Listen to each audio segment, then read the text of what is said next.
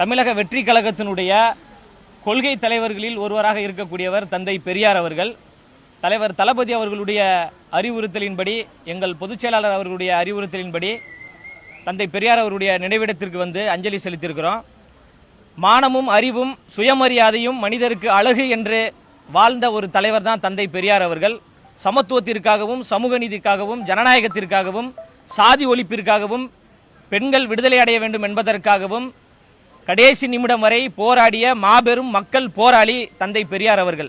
அதனால தான் தலைவர் தளபதி அவர்கள் தமிழக வெற்றி கழகம் என்கின்ற ஒரு கட்சியை உருவாக்கின்ற பொழுது கட்சியினுடைய கொள்கை தலைவராக தந்தை பெரியார் அவர்களை நாங்கள் ஏற்றுக்கொண்டோம்.